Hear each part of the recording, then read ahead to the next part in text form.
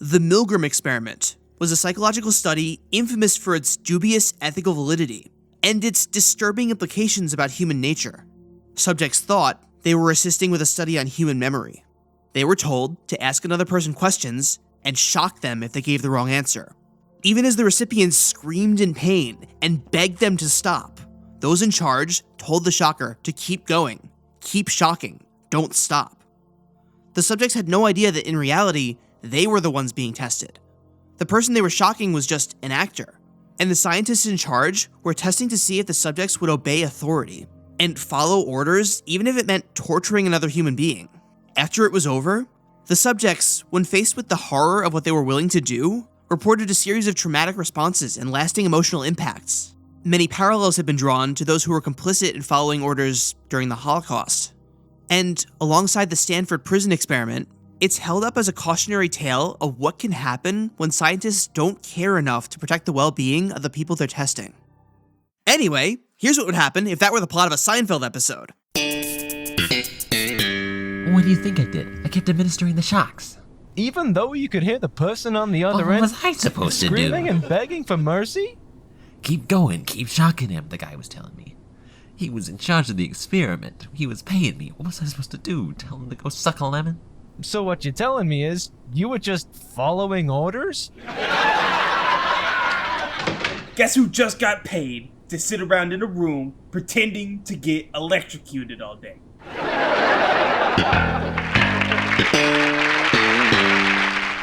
I've recently become a little bit obsessed with Seinfeld text posts. These fan-written conversations, mostly on Tumblr, that imitate the style and cadence of a real Seinfeld episode, but about topics that the real show would never actually touch. And all the best ones revolve around a particular theme. What if these characters were gay? Or trans? And how would they react in various social situations as a result? I mean, of course non-binary people don't owe me androgyny. Right, I mean, what are we, debt collectors for cuffed jeans? Exactly. No. But if they're offering androgyny, you know, I'd appreciate it. You wouldn't refuse? I'm in awe of how good some of these are. How funny and how accurate they are, both in the style of the show and in the way that real LGBT people interact. It's fascinating. How are they able to replicate Jerry Seinfeld's writing style so well? And how are so many different people able to do it? And what does it all tell us about Seinfeld as a show? Let's read a couple of these, laugh, and then think way too hard about them. Hey, Jerry. Hey, Kramer. Ever kiss another man before? Well, sure.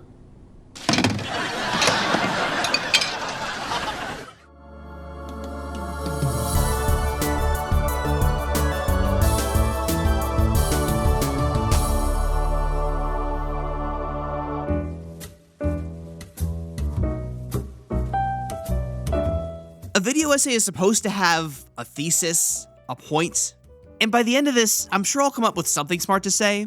But if I'm being honest, this is mostly just an excuse to read a bunch of these things and show them to you, because they're so much fun. Imagining fake conversations between your favorite fictional characters is nothing new. Neither is imagining them as gay. Those are like the two biggest cornerstones of fandom culture, going back to Star Trek fanzines. Tumblr in particular is known for doing this exact thing with every piece of media under the sun. The most famous example is probably Breaking Bad, with post after post imagining Jesse as a soft, starry-eyed trans kid, and Walter as a supportive surrogate dad who will do anything for him. These posts always end with someone who hasn't seen the show commenting, I feel like Tumblr is giving me a somewhat skewed impression of what Breaking Bad is about. But the joke there is that these conversations are so ridiculously far removed from the source material. What makes the Seinfeld ones so special is that they match the show perfectly. The characters act just like their show counterparts, talk just like them, and make the same kinds of jokes. The only difference is that here, they're all gay or trans. Pronouns? Oh, you know, anything fine. It's the 21st century, right? He, him, Jerry. No, they just himmed you? He, him. I gave them a buffet and they went for plain white bread. Genders as far as the eye could see. Something with an X in it. The X ones are fun. I told you, Jerry. I told you that it was a huge red flag. All performativity. No understanding behind any of it. I just don't get it. Who hears any pronouns and doesn't even throw a they into the mix? Cis women on Tinder, apparently. George, how'd that Tinder date go? Terrible. I warned you, Jerry. I warned her. I told her, keep the hinge in her. There's nothing for you on Tinder. And did they listen? Z didn't listen. Isn't it so easy to imagine them really saying this stuff? These are able to capture the personalities of the characters so well. Part of it is because Seinfeld is a comedy, and this genre of post is supposed to be funny, so you don't have to change as much to make it fit. But in every one of these, no matter the scenario, all the characters fall into the same patterns of behavior that they did in the show. George is high-strung and always trying to twist social norms to his advantage. Kramer pops in to say and do insane stuff that comes out of left field. Jerry bounces off the others with his trademark dry humor. I did notice a general lack of Elaine in these. I think that's because her main role in the show was to offer a female perspective, which is sometimes obsolete when you're playing around with gender like this. But you can still find some with her providing contrast to the male characters, only here it might be a trans woman versus a trans man. But what makes Seinfeld so uniquely suited to this text post format is Jerry Seinfeld's very distinct writing style. Characters in Seinfeld speak with a very specific cadence. Every word choice is deliberate. This great video essay from Technicality goes into some of that in more detail. How when Jerry Seinfeld writes a joke, he takes into account how the words sound. You gotta see the baby. When are you gonna see the baby? You know how much duty is? Duty. Yeah, duty. Do you know how much duty is? No, I don't know how much duty is. It was a great sounding laugh, too. Kind of lilting and feminine. None of those big, coarse ha's. You know those? Oh, yeah. Ha! Ha! Yeah. That exactness in phrasing is something that translates really well into text form. You can feel the rhythm of the words as recognizably Seinfeld. So that's how these posts work, and why they work so well. But I can't help but feel like there's a broader purpose here. What's the goal of these little fanfics, besides to be funny? I don't see that much Seinfeld on my social media feed, but I notice that whenever I do, it's pretty much always in the context of modernizing it. Accounts like Modern Seinfeld make up episode plots that could happen in the present day, and people respond to funny stories with comments like, "This sounds like a Seinfeld plot." People online like Seinfeld, but it's weird how little people talk about the actual contents of the real episodes. I think the general consensus about Seinfeld among younger people on the internet is that it's funny, it's good, it's well written, but a lot of the specifics of the show are pretty dated nowadays. How so? For that, we need to answer the question, what is Seinfeld about? I know what you're gonna say. Seinfeld's about nothing. And no, it's really not. I never understood that tagline. Allegedly, there's no gimmick to Seinfeld as a show. No goofy hook to get people curious enough to watch, the way every other sitcom does it. It's just people living their lives. But that's not true. The unique premise of Seinfeld, its gimmick, is that the main character is a stand-up comedian. The show has Jerry living his life, noticing weird and funny things that people have to deal with, and then it shows him turning those experiences into stand-up bits.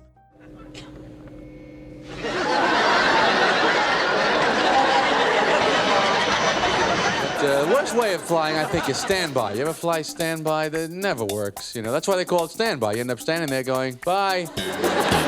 That's the hook of the show, at least at first. About nothing. If any show deserves to be called that, it's Friends. That show's just about a bunch of friends. But I'm getting off topic. What's Seinfeld really about? Like stand-up, it's built on observational comedy. Specifically, the main driving force behind the humor is pointing out and commenting on hyper-specific social rules. You know what you are? You're a social assassin. I guess I am in a way. Pretty much every episode has the main cast or someone they know brushing up against a social boundary, and then they'll get together in Jerry's apartment or wherever to talk about what you should or shouldn't do in a scenario like that. In the process, pointing out how silly it is that we all seem to live our lives following these imaginary rules all the time. Well, I don't need much. Just 3 squares will do it. I'm sorry, I don't have 3 squares now, if you don't mind. 3 squares? You can't spare 3 squares? No, I don't have a square to spare. I can't spare a square. I mean, a person needs a certain amount of toilet paper to be covered. I simply could not spare it. This woman just didn't get it. She kept harassing me. Listen to this. I am in the bathroom, right, before the movie starts. Uh-huh. And I'm in the stall, and there's no toilet paper. No, what? But the thing is, the world and social customs have changed a lot since the 90s.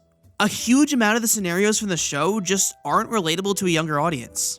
There's the technology aspect, like how the finale has a major plot point about whether it's okay to have an important call on a cell phone.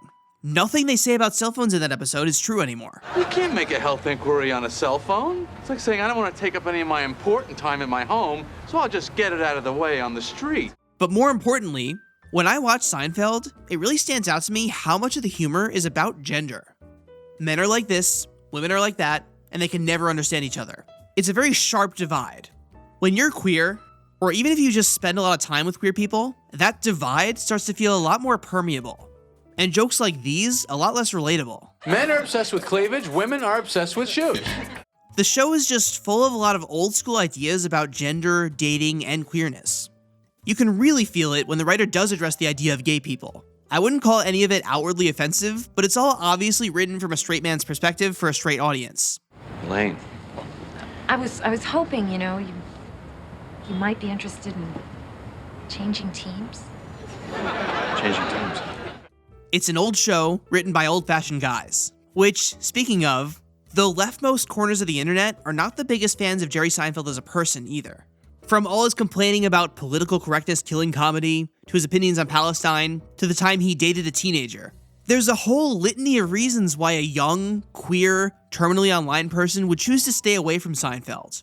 Why it shouldn't resonate. But that's not what happened. Instead, lots of queer fans love it enough to make it their own. I'm done dating she-theys. You're done dating she-theys. I'm done. It's too much trouble. They're always dressed better than me and give me lectures. They give you lectures. I love leftist political discourse as much as the next time, Jerry, but sometimes we can just talk about the weather. You want to talk about the weather? What's that to talk about? It's hot, it's cold, sometimes it rains. Weather, that's it. I like hail. Hail's great. Hello. Hey, Kramer, did you hear this? George is swearing off she-theys. But George, I thought you had that park date with Moss tomorrow. Moss uses she and they pronouns.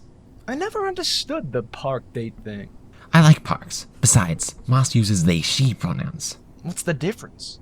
There is a difference. It's about the sequencing. The sequencing? Yes, the sequencing. I'm not eating potatoes and steak dinner, but I'll eat a steak and potatoes dinner. I don't even know what you're saying anymore. So, you guys remember the K-pop stan who threatened to dox me? No, the Jungkook fan or the G-Man stan? No. This is a new one. What about them? I think they work for the CIA.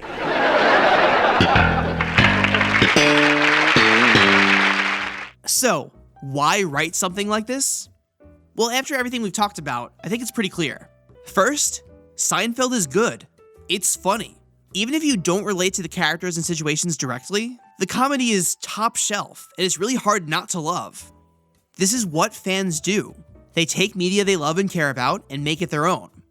It's also subversive. You take a very straight show, the most popular of its time, in a time when being openly queer was a lot harder, and turn it into a vehicle to explore queerness? That's fun. That's exciting. It's countering expectations. But most importantly, it all comes back to what Seinfeld is best at: poking fun at social conventions.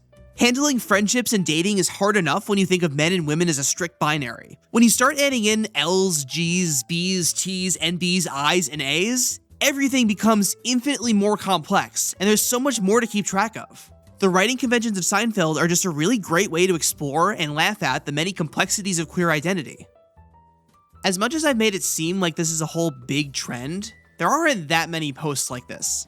Part of why I'm making this video is because I want to somehow manifest more. If you come across any others, send them my way.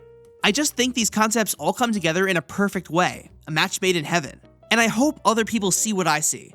Again, I know I'm supposed to have some grand point to all this, but in the end, it's really just Thing good. Thing made me laugh. I like Thing. I hope you do too. Because there's something special about the fact that we all instinctively know exactly what would play out if George Costanza forgot his date's pronouns. Well, maybe it's any pronouns. No, Jerry, it's not any pronouns. I know if it was any pronouns. If they used any pronouns, I would have defaulted to she by now. Yeah, you would have, wouldn't you?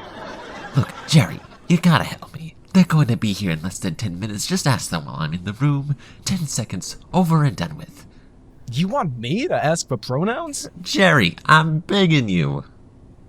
Tell me I look butch. What? You heard me. Tell me I look butch. Jerry, I can't. See, you hesitated. What is it? Is it the shirt, the hat? Jerry, please, we don't have time for this. 10 seconds to ask your new partner what their pronouns are, and you can't spare any time to tell me what about me passes as femme? The deodorant is a bit much. I mean, peach scented deodorant. I knew it. Do either of you have any spirit gum? It's kind of an emergency. You know, I hate to intrude, but what kind of pronouns do you mind me using for you? Oh, thank you for asking. Any pronouns are fine. Ah!